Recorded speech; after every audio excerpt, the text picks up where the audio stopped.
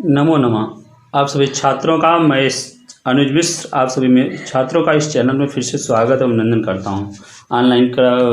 Online class के क्रम में हम लोग आज संस्कृत कक्षा 9 के पाठ्यक्रम पर चर्चा करेंगे, जो माध्यमिक शिक्षा परिषद उत्तर प्रदेश प्रयागराज द्वारा स्वीकृत नवीनतम पाठ्यक्रम के अनुसार है, जो शैक्षिक सत्र 2021-22 के लिए प्रकाशित है।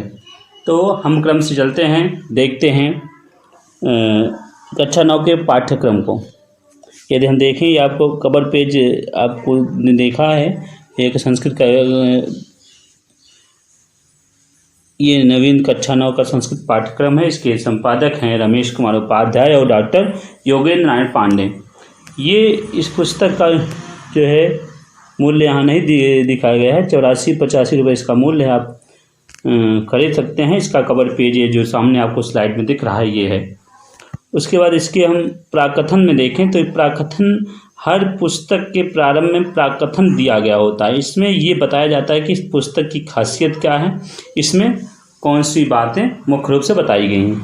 तो यदि हम ये प्राकथन को एक जल्दी से पढ़ लेते हैं तो माध्यमिक शिक्षा परिषद उत्तर प्रदेश प्रयागराज द्वारा निर्धारित नवीनतम पाठ्यक्रमानुसार कक्षा 9 के विद्यार्थियों के लिए संस्कृत विषय का अनिवार्य पाठ्यपुस्तक संस्कृत गद्य भारती, संस्कृत पद्य पीयूषम और संस्कृत कथा नाटक कौमुदी एवं संस्कृत व्याकरण, ये 4 पार्ट बनाए गए हैं इस पुस्तक के। गद्य भारती, पद्य पीयूषम, कथा नाटक कौमुदी और संस्कृत व्याकरण निर्धारित है।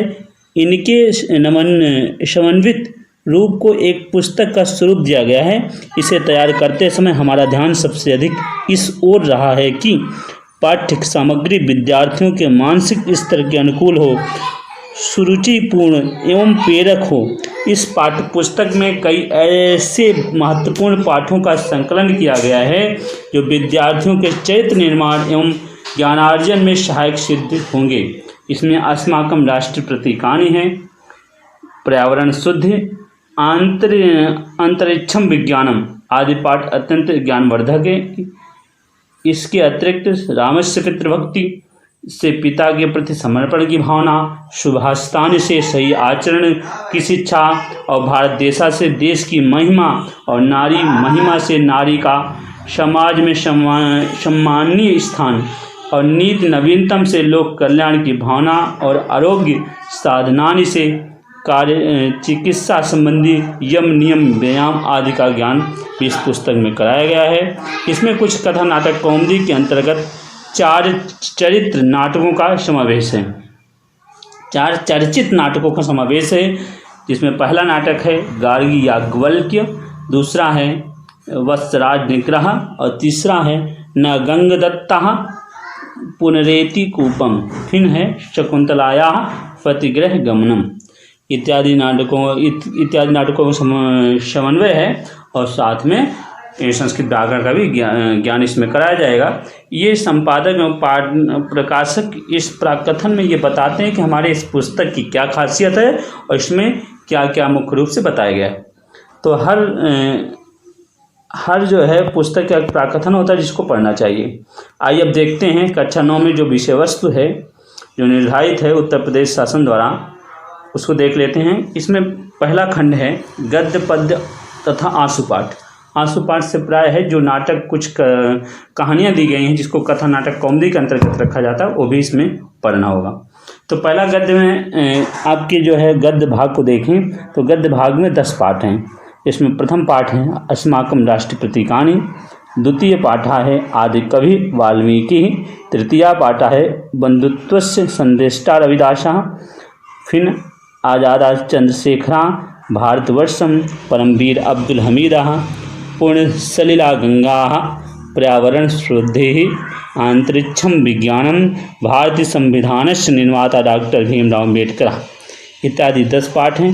फिर पद्य पीयूषम आता है, पद्य पीयूषम में मंगलाचरण है। फिर उसके बाद रामस्य पितृभक्ति नामक पहला पाठ है, द्वितीय पाठ है सुभाषितानि, तृतीय पाठ है अन्योक्ति मौक्तिकानि, चतुर्थ पाठ है भारत देशः, पंचम पाठ है नारी महिमा, षष्ठ पाठ है क्रियाकारक कौतूहलम, सप्तम पाठ है नीति नवीनतम, अष्टम पाठ है यक्ष युधिष्ठ संलापा।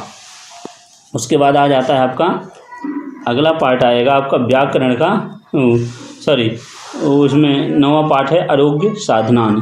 फिर है संस्कृत कथा नाटक कौमुदी है। पहला पार्ट, इसमें 4 पार्ट निर्धारित हैं। पहला पार्ट है गार्गी याज्ञवल्क्य संवादा। फिर द्वितीय पार्ट है वत्सराज निग्रह। तृतीय पार्ट है न गंगदत्ता पुनरेति कूपम। और चतुर्थ पार्ट है शकुंतलाया प्रतिग्रह गमनम। ये आपके 4 पार्ट कथा नाटक कौमुदी में आपको पढ़ने होंगे। उसके बाद है खंड का है संस्कृत व्याकरण, अनुवाद और रचना। पहला पार्ट है महेश्वर सूत्र एवं वर्णों का उच्चारण स्थान। तो संस्कृत व्याकरण में पहला जो आपको टॉपिक पढ़ना है वो है, ये देख लें आप, पहला है महेश्वर सूत्र एवं वर्णों का उच्चारण स्थान। पहला टॉपिक आपको पढ़ना है महेश्वर सूत्र, ये आपके।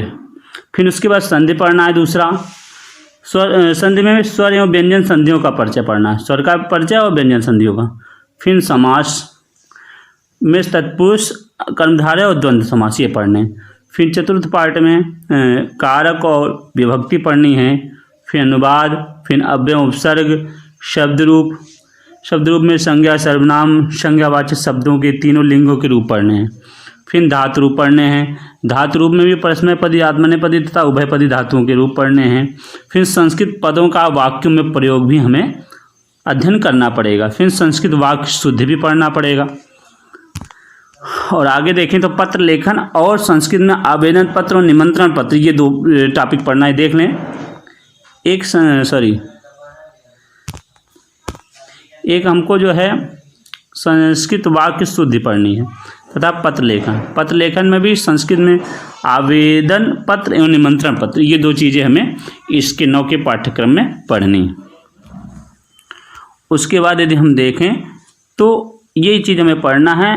अब अगले वीडियो में हम लोग ये गद्य खंड का गद्य पद्य और आंसू पाठ में संस्कृत गद्य भारती है, उसमें संस्कृत गद्य साहित्य का विकास पर बात करेंगे।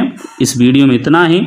शीघ्र नए विषय के साथ कक्षा 9 के पाठ्यक्रम के अनुसार, अर्थात पहले क्लास में हम लोग संस्कृत गद्य साहित्य का विकास पढ़ेंगे। तो शीघ्र ही नए विषय के साथ मिलते हैं। तब तक के लिए महादेवाय नमः।